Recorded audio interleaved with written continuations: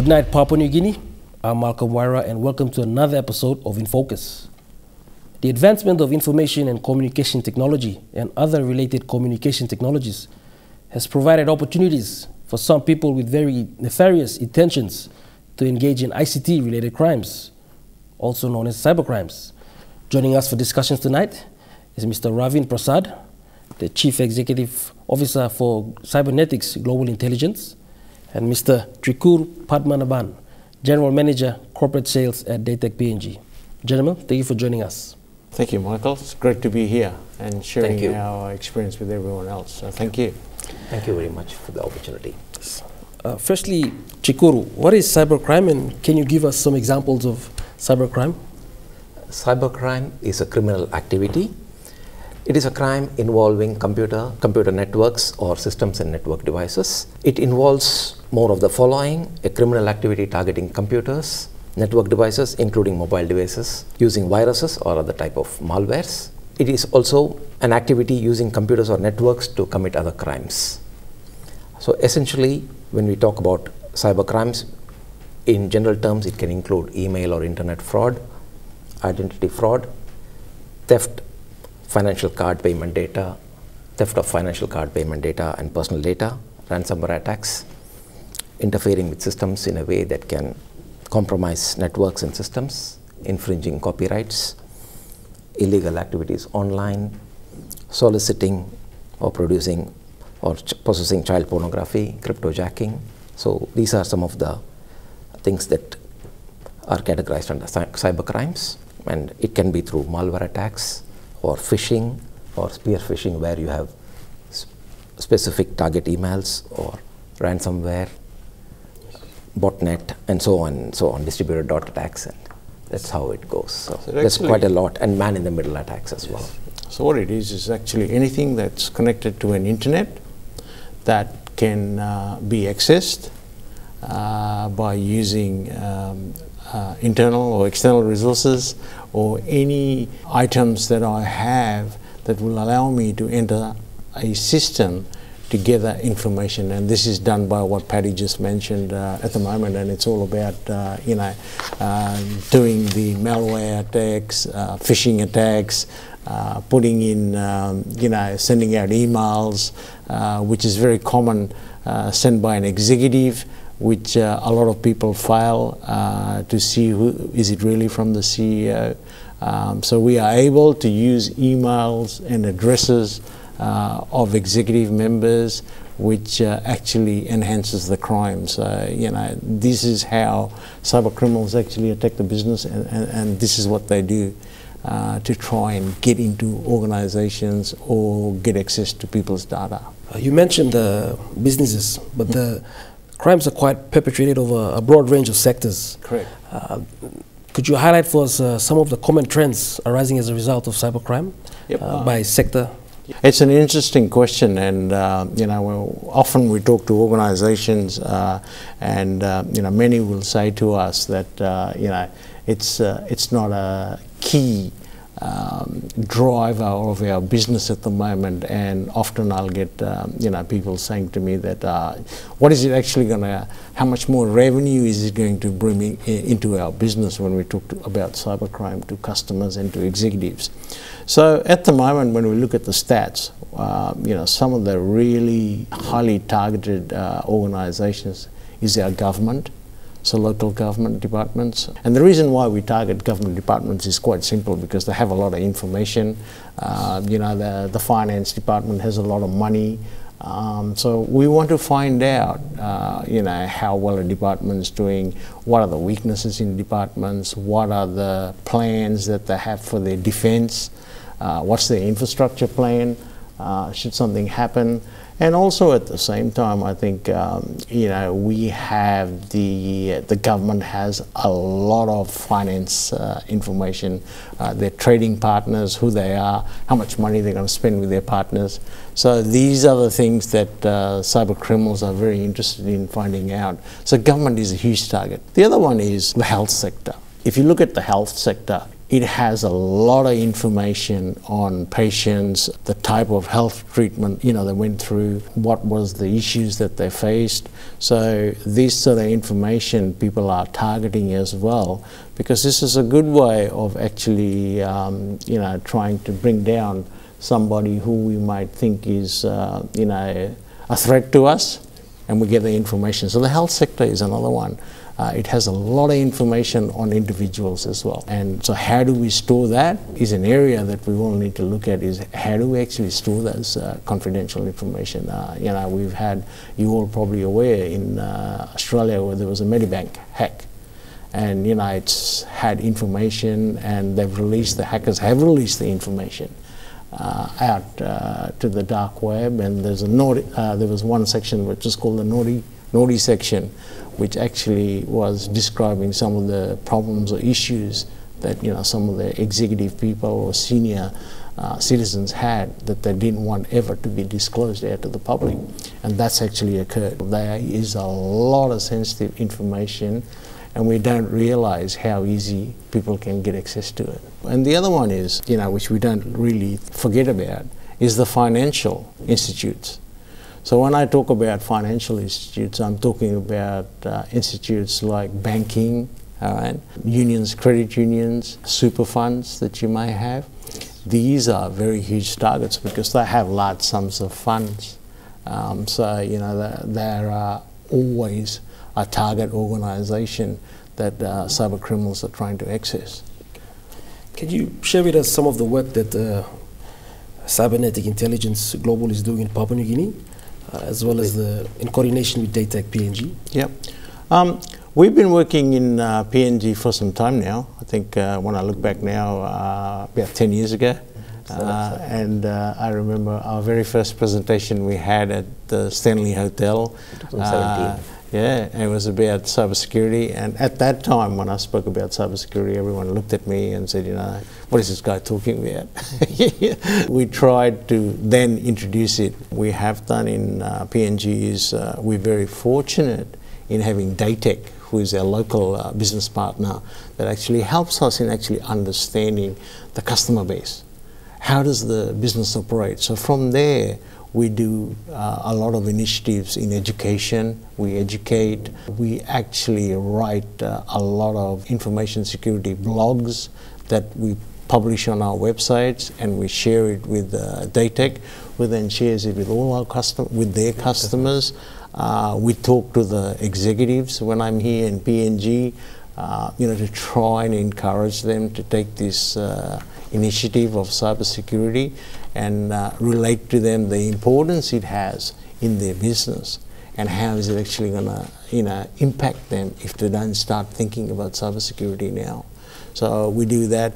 And we did, last year we had a presentation with our partners DataC in Brisbane, which was the finance industry, the PNG finance industry, where we had a session at the Brisbane South Bank in Brisbane, and that was a very good event. We had all the airline companies from PNG, we had the banks, we had the super organisations, and so we do a lot of information talking, and we also try and highlight to our the customers in PNG, you know, why they need to think about it.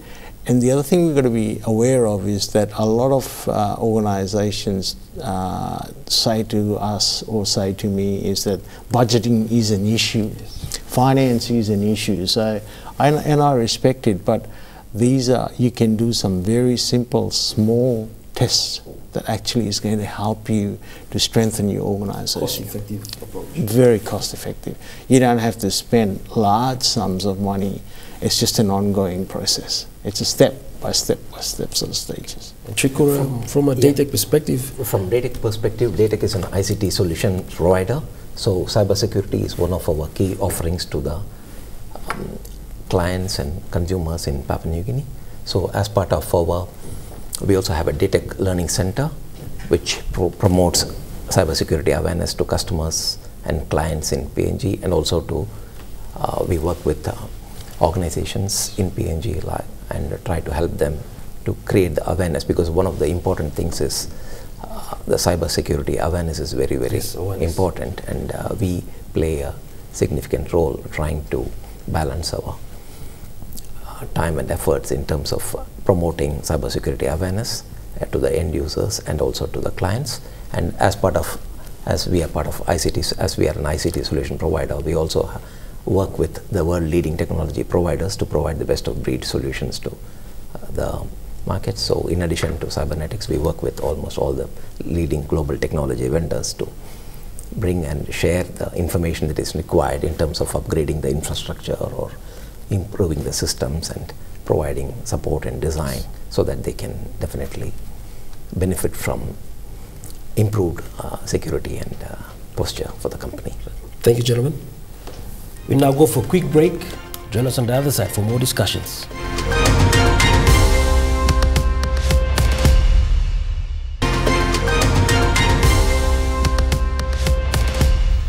Welcome back. You're watching Infocus. We continue our discussions on cybersecurity in Papua New Guinea. Chikur, how important is it for organizations and individuals in Papua New Guinea to prioritize cybersecurity, and what are some of the risks of not doing so? It is extremely important for organizations and individuals, each user, to give prominence for cybersecurity. This is because of the global technology trends which has made most of the transactions online, and we are in the process of digital transformation across the world. So there is a lot of transactions happening online. So the security of the transactions need to be maintained at a very high level, and for this it is very important that they pay attention for cybersecurity. And what are the risks is what you had asked for. If because we do see a lot of risks in terms of email and internet fraud. This happens not only in Papua New Guinea, across the world. This is a global trend, and stealing confidential data and financial data and personal data that happens if the systems are not secured, if transactions are done, damage to computers and networks. And from an organizational level, it could be infringing copyrights. Then illegal activities online is something that keeps happening, so people should not be victims of that. And cybersecurity related risks also plays a very important role, because even the whole ecosystem of the security is at risk if things are not maintained, and it is one single user who can really create any sort of impact and adverse impact to the. It's usually remote from a distant location. It's from a perpetrating such crime. Yes, it's a very good. That's a very interesting question you've put. Is the importance of cybersecurity for organizations and individuals. I think one thing we have to take note of, Malcolm, is when we talk about what needs to happen, and it actually starts in any organization. It starts from the top, so it has to be looked at from the board and the executive level. Should not be looked as an IT issue. It's not an IT. Should be a boardroom matter. Yeah, and the number of people I talk to in PNG's got some very good skilled, employees in the cybersecurity aspect, and they work for some very good organizations. The problem we're facing is that in this environment, it's not seen as a priority by the board and by the executive team. So the executive and the board need to understand, in today's world, if any organization has to survive and to prosper, they will need to look at cybersecurity as a priority. It should be the #1 point of discussion in their board meetings and any executive meetings across the organization and across all divisions of business, so that people understand why it's critical for them. Ravin, could you highlight for us some of the costs to business for the lack of attention to cybercrime? Well, we've had some interesting times. We had COVID, and when that happened, we all decided that we need to work remotely. The businesses started to operate remotely. Hence, what's happened is that organizations have sort of overlooked the concept of security that disappeared.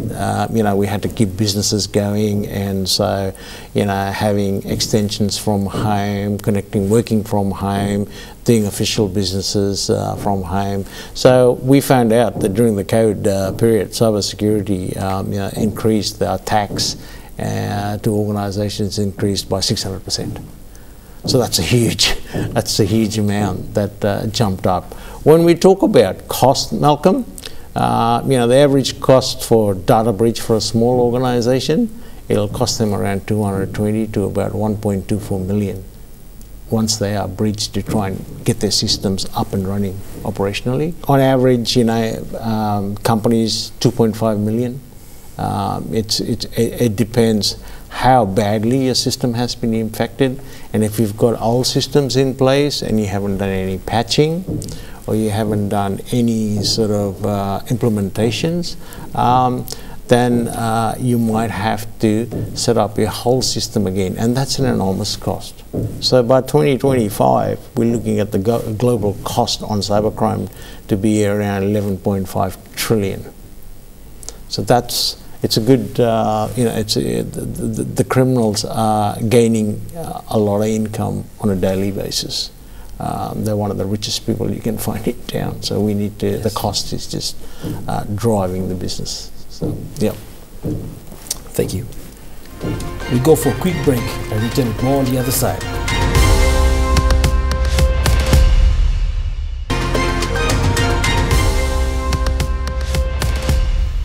Welcome back to Infocus.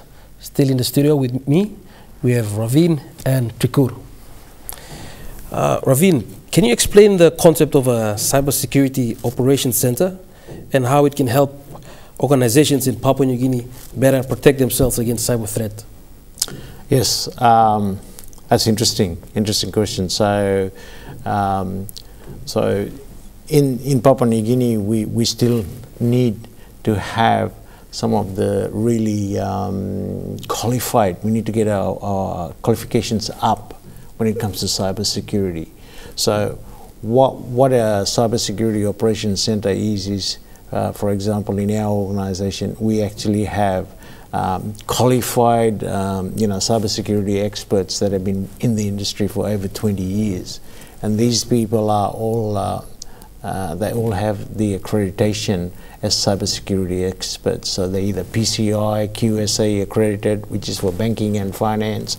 They got the ISO qualifications. They got the CISM, CISSP, CISA. So these are the certifications that cybersecurity experts need to have and understand before they can actually do the role.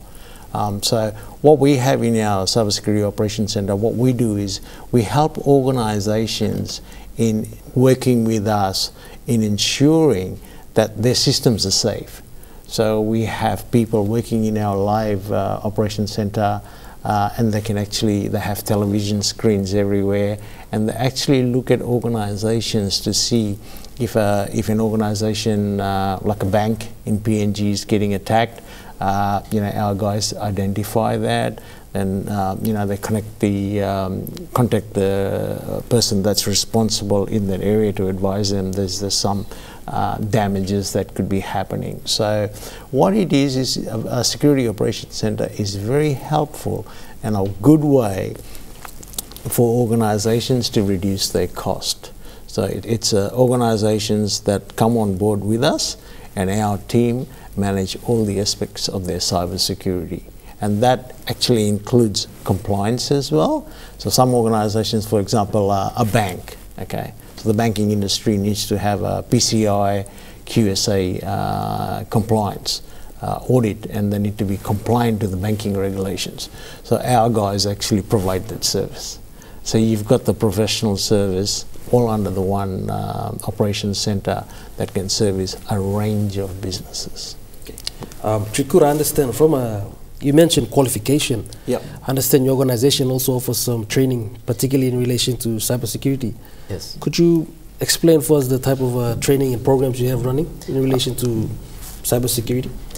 In relation to cybersecurity, we have one is cybersecurity awareness courses that we run for end users. And also, in addition to that, there are certified courses run by different organizations, statutory organizations. We try to provide training for them and certifications for them on that. And these are world-renowned organizations where they do focus on cybersecurity, and so we do provide some training in terms of information security. It's more on information security, nothing more than that. Yeah. We then extend on that, Malcolm. So Daytech has the basic awareness things that people need to look at every day in their work environment, even senior management. It's ideal training for them, because the most notorious people that get compromised in any organization is the executive or the board, because they feel that they, if they want a password, they'll just say, I want my password to be Ravin Prasad. Do you know what I mean? Because it's easier for them to remember, whereas you can't have that. You need to have some really serious passwords. In my organization, I have no choice.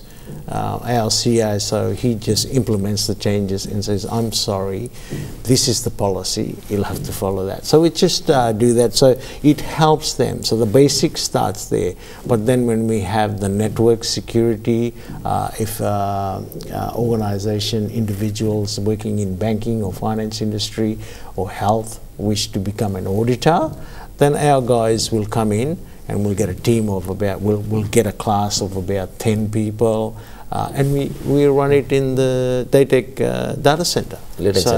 And it's a wonderful combination for us to have, because we train the local people. So how has the interest been from the local people? It's actually been very good, Malcolm. The interest is very good. The sad thing is, when it comes to actually organizations funding it, is a real issue, because the funding is done by the executive level, and until their mindset changes and they realize that, oh yes, my staff needs that training because it's critical for the survival of our business in the next 10 years, it would help. So this is where we are hit with a roadblock, because the individuals that are in their respective roles in IT, ICT managers, network security guys, they're waiting to grow their skill levels. It's just a block that once that sort of is available, I think it's a very good way. You'll find that our people in PNG are progressing so well. They'll be able to compete with anyone around the world. So. I mean, as you mentioned, the demand is quite low at the moment. Yep. How do you see the field of cybersecurity evolving in Papua New Guinea and in the coming years, and what role do you see for organizations like yourself and Daytech and other similar IT and cybersecurity companies in the future? Perhaps we'll start with Riku. Yeah, sure. Thank you. Cybersecurity, one of the important things is every user of the system needs to be cyber aware of the challenges and risks. So it is one of the key parameters. That's how we do both top down and bottom up. So we try to, that's where we come in trying to deliver a lot of training on cybersecurity awareness to customers. And we have reached out to even some remote schools in Papua New Guinea, trying to encourage them to be cautious about the cybersecurity risks and take it forward. So it is typically a day's workshop or something that is offered to customers, or even to the board executives. We do invite them to attend some initial introductory sessions so that they have a better understanding and appreciation of the cybersecurity challenges.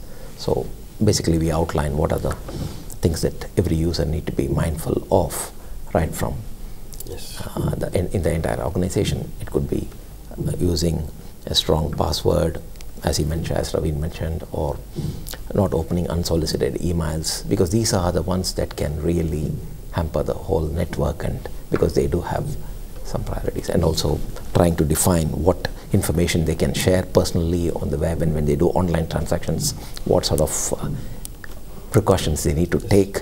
So these are things that we need to really be cautious about. And also reading alert messages from banks and things like that. So I think one of the biggest challenges, Malcolm, for us as cybersecurity organizations working into PNG is actually understanding what the organization needs to have before you can actually put them on board as a cybersecurity organization that can come in and work with you. It's critical that you understand that organizations need to have the credentials that we have in our organization. They need to be PCI QSA certified organization. They have to have the qualified expertise.